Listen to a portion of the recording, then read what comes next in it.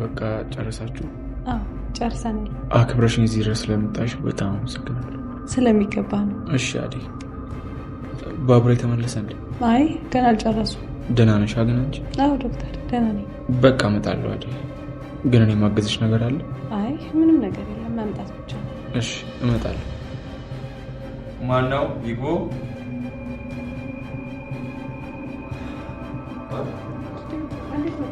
አንቺ ምን ሰራልሽ? ቆይ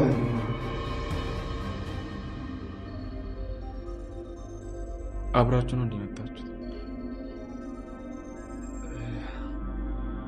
አደይ ምን አደይ ችግር አለ እንዴ?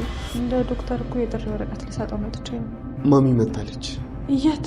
እዚህ ናት። ከኤርፖርት ተቀብያት መወጋት ያለባት መርፌ ስላለ እዚህ ይዣት መጣሁ።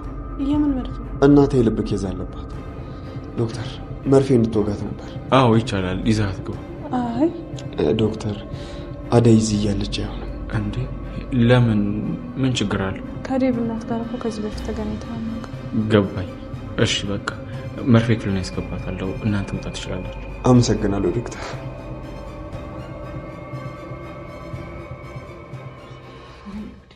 አትፍርሺ አደይ። ትንሽ ማሚ ቁጣ ታበዛለች ብዬ ነው። እንዳደነግጭ። በቃ ወደ ቤት ሂጂና ደውይልኝ። እሺ ግን በሰላም መጡ? አዎ በሰላም መጣለች።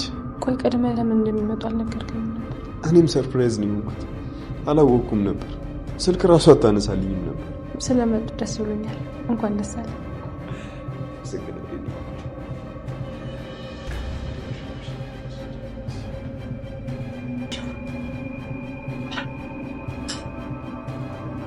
ፍቅር እማዬ የት ጠፍተሽ ነው? እኔ ክፍል ማን ገብቶ ነበር? አዎ ሮማን ተስተካከለልሽ ነበር። ሮማን? አዎ ምን ነው ፍቅር? አሳይመንት የጠፋ እሷ ናት የወሰደችው። ሮማን! አረ ተረጋጊ ልጄ። ሮማን! ፍቅር ተረጋጊ። ምን ይሆንሽ ነው ልጅቷ?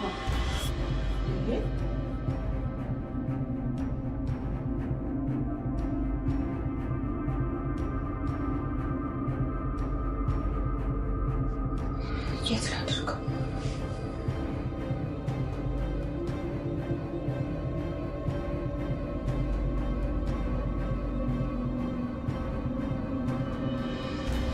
ፍቅር ካየችው ይሄ ቤት በአንድ እግሩ ነው የሚቆመው። እሷ ማወቅ የለባትም። ሮማን! ሮማን! ወይኔ ጉዴ ፈላ። አሹ ከዛ ቤት ስራ ካለቀኩኝ እያለ ነው። ይህም የተነሳው ከሮሚ ጋር ስለተጣላ። በሌላ በኩል የዴቭ እናት ከውጭ መጣለች። ነገር ግን እዚህ ከመጣች በኋላ ከፍቅር ጋር መገናኘት የለባቸውም የምትሉ ካላችሁ ቪዲዮውን ላይክ እያደረጋችሁ ብዛታችሁን አሳዩኝ። ምክንያት የነበረውም ፍቅር እንግዲህ ብዙ ተኮሎችን ወይንም ብዙ ነገሮችን ለሷ ከነገረቻት በሷ ሐሳብ እንደምትስማማ ምንም አይነት ጥርጥር የለም። ገና ውጭ እያለች ደውላላት የነገረቻት ነገር ነበረ። ዴቭ ልጅሽ ሊያገባ የፈለገው ልጅ ትክክለኛ ህይወቷን ብነግርሽ አታምኝም እያለቻት ብዙ ነገሮችን ስታነሳና እዚህኛ ቤትም ሰራተኛ ነበረች። አሁን ግን ሊያገባት ነው ብላ ከነገረቻት በኋላ ነበረ ድንገት ብድግ ብላ ወደዚህ ቤት የመጣችው። ታዲያ ምናልባት ሰርጋቸው ላይ ይደረግ ይችላል ወይ? የሚያስፈራም ሊሆን ይችላል። ዘርዘር አድርገን በዚህ ቪዲዮ እናየዋለን። ብዙዎቻችሁ ቻናሉን ሰብስክራይብ እያደረጋችሁት ብዛታችሁን አሳዩኝ። በቅርቡ በዚህ ቻናል ላይ 100 ሺህ እንገባለን። የመጀመሪያው ነገር እንግዲህ የሚነሳው የአሹ ጉዳይ ነው። አሹ በጣም ተናዷል። በዚህን ሰዓት ላይ እንደ ድሮ ተታርቀን እንደ በፊቱ መቀጠል አንችልም። አሁን ከዚህ ቤት መውጣት ይኖርብኛል። እሷን ልረሳበት የምችለው አንዳች ነገር ቢኖር ከእሷ መሸሽም ብቻ ነው የምፈልገው። ሮሚን ብዙ ሰዎች አናግረዋት ነበረ። ሮሚ ታዲያ ለመታረቅ እንኳን ፍቃደኛ አልነበረችም። እንደውም ጓደኛዋ ስትነግራት ስለሱ ጉዳይ አታንሽብኝ ስትልም ጭምር ታይታለች። በዚህ ሁኔታ ላይ ከሱ ጋር እንደዚህ መለማመጥና ብዙ ነገር ማሳለፍ እኔ ሰልችቶኛል ብላ እንድታስብ ነው ያደረጋት። አሹ ግን በአሁኑ ቆርጧል። ከዛ ቦታ ላይ ስራ ለቅቄ መውጣት ይኖርብኛል ብሎ ታዲያ በዚህን ሰዓት ነበረ የፍቅርን እናት ሊያናግራት ወደ ቦታው ቢደርስም ግን የፍቅር እናት በጣም ጥድፊያ ውስጥ ነበረች። አሁን ላይ ሰዓት የለኝም ካንተ ጋር ላወራ፣ እነሱንም ማግዛቸው፣ የሚሉትን ነገር አድርግ፣ የዴቭ እናት እየመጣች ስለሆነ ነው ብሎ ተነገራት። የዴቭ እናት ባህሪዋ እንግዲህ በጣም ከባድ ነው። ውጪ ብዙውን ጊዜ ስላሳለፈች እዚህ ያለውን ትናንሽ ነገሮችና ክብሯን የሚነካ ነገር ካለ በጣም በጭራሽ አትቀበለውም። ለዛም ነበረ ገና ዶክተሩ እዛ ሲያክማት ስለ አልጋውና ብዙ ቅሬታዎችን አንስታበት በቀጣዩ ላይ እነዚህን ነገሮች ማየት አልፈልግም ብላ ኮስተር ብላ ነበር የነገረችው። ከዚህ የምንረዳው አንድ ነገር አለ። ያ ማለት ትንሽ ክብሯን ዝቅ የሚያደርግ ነገር ካለ እሷ የማትስማማበት ሆኖ አግኝተነዋል። ዴቭም ወዲያው ይፈራና አደይ ራሱ እዛ ዶክተሩ ጋር ቁጭ ብላ እንዳገኛት እዚህ እንድታይሽ አልፈልግም፣ አሁን ቶሎ ብለሽ ተደብቀሽ ውጪ ይላታል። ያንንም ትታደርግ ወይንም ደግሞ አደይ ተደብቃ ስታያት ሁላ ደስ ብሏት ነበረ። ምናልባት ትውውቃቸው በጣም አሳዛኝ ሊሆን ይችላል። እንደተባለውም ከሆነ ከባህሪዋ አንጻር የዴቭ እናት አደይን ስታያት ላትወዳት ትችላለች ማለት ነው፣ ከዚህ በፊትም ባህሪዋን ካወቀችው። ነገር ግን ዋናው ዴቭ ነውና ዴቭ ማንም ይስማማ ማንም ብቻ ከተቀበሉ ተቀበሉ ነው፣ ካልተቀበሉ ግን ደንታ የላቸውም። ሁለቱ ሰርጋቸው የሚያደርጉበት አንዳችም የሚያጨናግፋቸው ነገር እንደሌለ። አሹ ወደዛ ቤት ውስጥ እንደገባ ስራ መልቀቁን ሊነግራት ሲል እናትየው ግን በጣም ቢዚ ስለነበረች ትተዋለች። ይህን ነገር ይተወው ይሆን ወይንስ እንደዛው ይቀጥልበታል? አሹ አይሄድብንም የምትሉም ካላችሁ የራሳችሁን ሀሳብ ኮሜንት ላይ መስጠታችሁን አትርሱ። አደይ ወደ ዶክተሩ ጋር ትሄድና የጥሪ ወረቀት ትሰጠዋለች።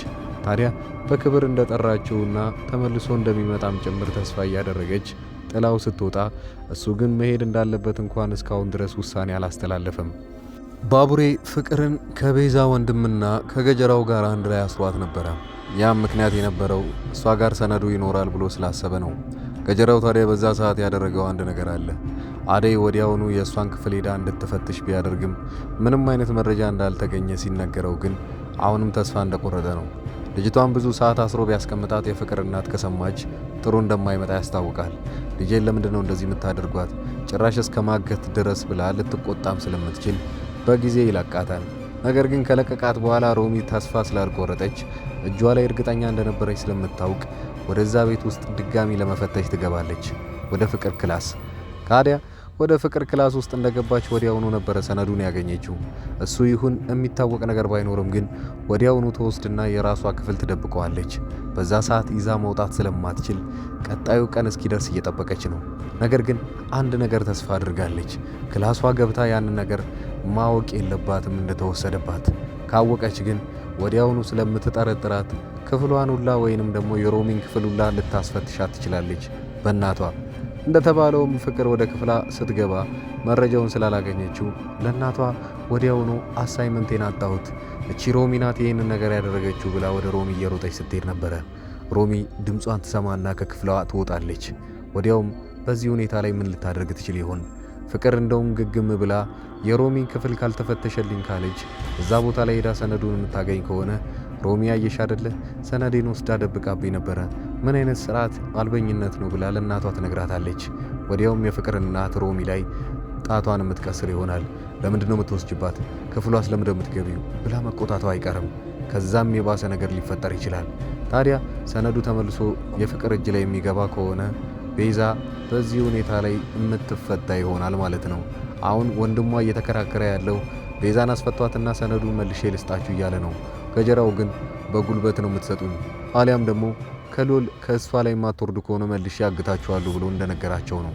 ሌላው በዚህ ሁኔታ ላይ የቤዛ ወንድም እንግዲህ ከገጀራው ጋር ከባቡሬ ጋር አንድ ላይ ወጥተዋል። ያም የሆነው የሰነዱን ፍለጋ አንድ ላይ ለማጧጧፍ ነው። ነገር ግን ካልተገኘ ተመልሶ ወስዶ እንደሚያግተው ሁላ እየነገረው ነበረ። በዚህ ሁኔታ ላይ ከጀርባቸው ግን መልሶ ገጀራው እየተከታተላቸው ነው። ገጀራው ከዛ ቤት ውስጥ የወጣው እኔ ስለ ነገሩ ምንም አላቅም ብሎ ባቡሬን ስላሳመነው ነው። ነገር ግን ከኋላው ተከትሎ እሱንም ሊያስፈታው ይችላል ወይንም ደግሞ እንዲያመልጥ ሊረዳው ይችላል። ሙሉ ታሪኩን በቀጣዩ ክፍል ላይ አብረን የምናየው ይሆናል። እዚህ ቻናል ላይ እንደነገርኳችሁ አዳዲሶች ቻናሉን ሰብስክራይብ ማድረጋችሁን አትርሱ። በሌላው መንገድ የግል ስራዬን አስተዋውቃችኋለሁ። አዲስ አበባ ውስጥ ሆናችሁ ማንኛውንም እቃ ማዘዝ የምትፈልጉ ሰዎች ካላችሁና ዘመዶቻችሁ ወደ ውጭ የሚሄዱም ካላችሁ እኔም በግል ማናገር ትችላላችሁ። በ0922905541 ላይ ቴሌግራም፣ ኢሞ እና ዋትስአፕ ላይ ማናገር ትችላላችሁ። መልካም ጊዜ።